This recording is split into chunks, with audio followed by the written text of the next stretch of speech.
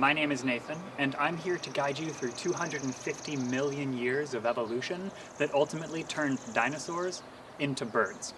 Let's go see some dinosaurs.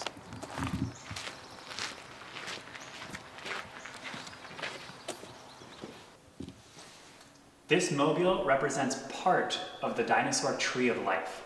It's like a family tree, only instead of human relationships, like brother, sister, parents, aunts and uncles, grandparents, it shows how different species of dinosaurs were related to each other. The oldest dinosaurs, those that evolved first, are at the top, and the youngest dinosaurs, those that evolved latest, are at the bottom. Those dinosaurs that share a branch, like the Archaeopteryx and the Confuciusornis, are more closely related to each other than those dinosaurs that don't share a branch, like the Archaeopteryx and the Velociraptor. But this tree of life only depicts one group of dinosaurs, the Theropods, bipedal carnivores. It does not represent another well-known group of dinosaurs, the Sauropods, which were quadrupedal herbivores. The Theropods include well-known dinosaurs like the T-Rex, the Velociraptor, and the Archaeopteryx. The Sauropods include well-known dinosaurs like Brontosaurs and Brachiosaurs, and their evolution took a completely different path. So we're going to focus on the Theropods. Before we get too far into our journey through time, I want to go back and talk a little bit more about theropods. Earlier, I mentioned that theropods are bipedal and they're carnivores. Now, if you don't know, the word bipedal means walking on two legs, like a human. We are bipedal. A dog, though, is quadrupedal. They walk on four legs. A carnivore is a creature who only eats meat. No plants, no mushrooms, just meat.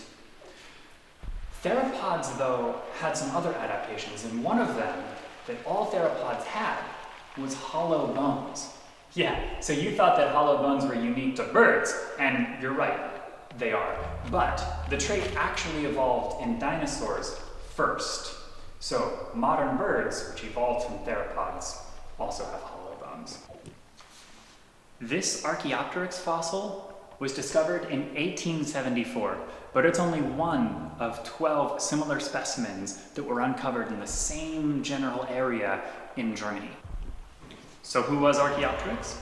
Archaeopteryx was a small, crow-sized dinosaur who lived near the equator at the time among coniferous tropical forests. And using sharp teeth and sharp talons, he hunted a bunch of little creatures among the trees. And its fossil was the first fossil uncovered that showed the world that there is a definitive link between dinosaurs and birds. Archaeopteryx was a transitional creature, caught somewhere between reptile and bird. Take a look at this fossil and note the long, bony tail. And it's hard to see, but a bunch of little sharp teeth, traits indicative of reptiles. But also note these feather impressions that surround the whole body, most notably the arms, forming wings. What you can't see in this specimen, though, is that the Archaeopteryx had a furcula, otherwise known as a wishbone. And feathers and wishbones are traits that we vehemently attribute to birds today. And don't forget, Archaeopteryx was a theropod, so it had hollow bones, just like modern birds. Now, over the last few decades, paleontologists have uncovered many new transitional fossils like the Archaeopteryx that help tell the story of the link between dinosaurs and birds. But Archaeopteryx was the first fossil that told that story, which makes it uniquely historical. Since we just mentioned historical a moment ago, I thought it was important for us to stop at this historical piece of artwork, the Modern Velociraptor. Emphasis on modern. This clever girl, according to the movies, sported earthy-colored scales, stood about as tall as a human, and, working in a pack, could hunt down that human and eat them. But let's forget about Hollywood for a moment.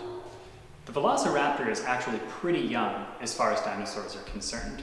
They lived about 75 to 71 million years ago. And by that time, theropods had had at least 100 million years to evolve farther from reptiles and closer to birds. One of the later adaptations that the dinosaurs had evolved in this evolution was an elongated second talon, or claw. And the Velociraptor used this elongated claw to hook into and subdue its prey, just like hawks and eagles do today. On the sweeter side, it's thought that the Velociraptor took great care to incubate its eggs, just like modern birds do. This would have made a coat of feathers invaluable, as feathers tend to be excellent insulators of heat. And while it's unlikely that the Velociraptor was a flighted dinosaur, evidence of feathers is clear. On at least one specimen, researchers recently found quill knobs along the arm bone of a Velociraptor. Quill knobs are little nodules in the bone where the feather was attached. So the earthy colored scales of the Velociraptor were probably earthy colored feathers. But one of the most poignant trends that persisted as dinosaurs evolved into birds was a gradual decrease in size. As paleontologists are uncovering more transitional fossils from later eras of dinosaur evolution, smaller body sizes are becoming more and more common. And the Velociraptor is one data point within that trend. But wait, isn't the Velociraptor like a 5-foot tall super predator that hunted in packs? Well, yes, the Velociraptor did hunt in packs, and it was a super predator, but it wasn't 5 feet tall. It was closer to 2 or 3 feet tall. The Velociraptor from the movies, though, was based in some truth. In early attempts to place the Velociraptor on the Dinosaur Tree of Life, some paleontologists lumped the Velociraptor with a related but different dinosaur called the Deinonychus. The Deinonychus looked a lot like the Velociraptor. It was closely related. It even had a very similar elongated second talon.